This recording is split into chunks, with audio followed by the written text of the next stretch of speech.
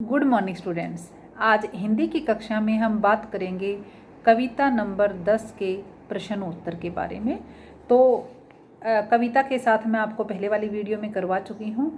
अब कविता के आसपास का अभ्यास कार्य मैं आपको करवाऊँगी। पहला प्रश्न, आप अपने शहर या बस्ती की किन चीज़ों को बचाना चाहोगे? तो वैसे तो ये जो उत्तर इसका उत्तर बनता है वो आपको अपने आप लिखना है। आप अपने विचार लिख सकते हो, अपनी बस्तियों के बारे में लिख सकते हो, लेकिन मैं इसका उत्तर आपको बता देती हूँ। हम अपने शहर या बस्ती की निम्नलिखित चीज़ों को बचाना चाहेंगे। भी जैसा अपनी बस्ती में है वैसा ही। अब क्या है, सबसे पहले अब कविता के आधार पर आप लिख सकते हो कि सबसे पहले हम पर्यावरण प्रदूषण से इसको बचाना चाहेंगे। अपनी जो कॉलोनी है उसको, अपनी आबादी को, ठीक है। फिर इसके बाद अपनी बस्ती को बेटा सॉरी फिर दूसरा, इसके बाद में आबादी की अंधाधुंध बढ़ोतरी पर रोक लगाना चाहेंगे कि जनसंख्या वृद्धि न हो पाए। फिर जो मेरी शहर या बस्ती है उसको मैं क्या करूँगी, कंक्रीट का जंगल बनाने से बचाना चाहूँगी कि सिर्फ उसमें यानी कि पेड़ पौधे ही ना हो, इमारतें हों, ऐसा भी मैं नहीं चाहती, क्योंकि अगर पेड़ पौधे होंगे तो जो पर्यावरण है वह सुरक्षित रहेगा। फिर वृक्षों की अंधाधुंध कटाई नहीं होने दूंगी, नए नए पेड़ लगवाऊंगी मैं। मान लो मैं अपना एक मोटो बना लो, एक उद्देश्य बना लो कि किसी के जन्मदिन पर भी अनावश्यक खर्चा न करके एक पेड़ लगाया जाए, तो इस तरीके का मैं एक अभियान चला सकती हूँ। अब क्या होगा, जो बस्तियों में, शहरों में क्या होता है, कारखाने होते हैं। कारखानों से क्या होता है, गंदा धुआं निकलता है जो काफ़ी जहरीला उसमें तत्व होते हैं, और जो वायु या अपना शोर होता है उसको भी मैं कम करने की कोशिश करूँगी। तो इस तरीके के उपाय करके मैं ऐसा कार्य कर सकती हूँ। आपका दूसरा प्रश्न आता है, आदिवासी समाज की वर्तमान स्थिति पर टिप्पणी करें। वर्तमान की आजकल क्या है उसकी सिचुएशन। आदिवासी समाज की वर्तमान स्थिति में निरंतर परिवर्तन आ रहा है। अब वे लोग विकास की ओर अग्रसर हैं, ठीक है, दिन प्रतिदिन उन्नति की राह पर बढ़ रहे हैं। अब वहाँ क्या है, शिक्षा के केंद्र खोले जा रहे हैं ताकि लोगों को अधिक से अधिक शिक्षित किया जा सके और उनकी जो स्थिति है उसमें सुधार हो सके। अब वहाँ पर क्या है, आदिवासी समाज पर विज्ञान के चमत्कारों का भी प्रभाव पड़ रहा है। वहाँ क्या है, यातायात के साधन पहुँच रहे हैं, डाक व्यवस्था में सुधार आया है, वे लोग भी अब अपना अच्छा बुरा सोच सकते हैं। फिर आदिवासी समाज में क्या है, बेरोजगारी फैली हुई है, तो जो बेरोजगारी की समस्या है उस पर भी नियंत्रण पाने के प्रयास किए जा रहे हैं। उनको रोजगार मुहैया किए जा रहे हैं कि रोजगार कर मिल सके उनको, और इससे क्या होगा, जो वहाँ के युवक है ना, उनको, युवा जो वर्ग है उनकी आर्थिक स्थिति में सुधार लाया जा रहा है। अभी भी क्या है, अभी भी जो अपना यानी कि आदिवासी समाज है वह अपनी एक अलग सांस्कृतिक पहचान बनाए हुए है। तो यह रूप उनके कहाँ से झलकता है, कैसे पता चलता है हमें, उनके लोक नृत्यों और लोक संगीत में पता चलता है। आदिवासी समाज निरंतर प्रगति के पथ पर चला हुआ है, और अब तो क्या है कि अलग से झारखंड राज्य का निर्माण भी हो चुका है। तो ये तो आपका अभ्यास कार्य था।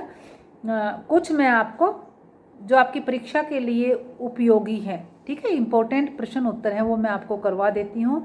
सबसे पहला जो आपका बनता है, आओ मिलकर बचाएं कविता का प्रतिपाद्य लिखिए। इसका मूल भाव, उद्देश्य, संदेश क्या मिलता है वो इसी में आ जाएगा आपका सारा, ठीक है। तो निर्मला, इसका उत्तर देखिए बेटा, निर्मला पुतुल द्वारा रचित कविता आओ मिलकर बचाएं, इसको अंडरलाइन कर देना आप, में आदिवासी समाज के स्वरूप एवं समस्याओं को उकेरा गया है। भी वो कैसा तो उसका स्वरूप है और उसकी समस्याएं क्या क्या हैं। कवित्री संथाली समाज के साथ गहरे रूप से जुड़ी हुई है, उनको काफ़ी प्यार है, और उन्होंने इस कविता में समाज में उन चीज़ों को बचाने की बात कही है कि मुझे अपना जो संथाली समाज है उसको बचाना है। जिनका होना स्वस्थ सामाजिक प्राकृतिक परिवेश के लिए बहुत आवश्यक है। कविता का मूल स्वर क्या है? प्रकृति के विनाश और विस्थापन के कारण आदिवासी समाज पर आया गहरा संकट। कवित्री आदिवासी समाज के परिवेश को बचाए रखना चाहती है और वह उसे शहरी प्रभाव से मुक्त रखना चाहती है। वह एक तरह से पाश्चात्य संस्कृति का प्रभाव अपने संथाली समाज पर नहीं पड़ना देना चाहती है। और वो क्या चाहती हैं? जो झारखंडी है ना, उनके स्वरूप की रक्षा करना चाहती हैं, अक्खड़पन चाहती हैं, उत्साह चाहती हैं। वो सारी बातें जो आपने कविता में पढ़ी हैं वो भी आप इसमें लिख सकते हो। ठंडापन नहीं चाहती, उनकी दिनचर्या में एक उत्साह चाहती हैं। संथाली समाज के ठंडेपन को दूर करना चाहती हैं, उनमें उत्साह का संचार करना चाहती हैं और यही उन्होंने अपना एक लक्ष्य बना लिया है। वे वहाँ के प्राकृतिक वातावरण के प्रति भी अपनी चिंता प्रकट करती हैं। क्यों? क्योंकि उनका राग रंग, संथाली समाज का परिवेश उनकी नस नस में समाया हुआ है। वह अपनी संस्कृति से गहरे रूप से प्यार करती हैं। तो कहती हैं कि अगर मुझे अपनी संस्कृति को बचाए रखना है तो उपयुक्त वातावरण की आवश्यकता है। कवित्री क्या है? अंत में कविता में बताया गया ना, वो आशावादी हैं। तो कहती हैं कि अभी भी कुछ नहीं बिगड़ा, मैं अपने बचे हुए स्वरूप को भी अगर संभाल कर रख लेती हूँ तो बहुत कुछ हो सकता है। तो इस तरह से बेटा आपका ये कविता का प्रतिपाद्य आ जाता है। अगला प्रश्न सुनिए। कवित्री ने अपनी कविता में किन पक्षों को छुआ है वह उसी तरीके से मिलता जुलता, लेकिन देखिए आप प्रश्न दूसरा आ जाता है तो आप इसमें उत्तर लिखेंगे। कवित्री निर्मला पुतुल ने अपनी कविता का नाम लिखेंगे आओ मिलकर बचाएं में आदिवासी जीवन के कई अनछुए पहलुओं को कलात्मकता के साथ उकेरा है।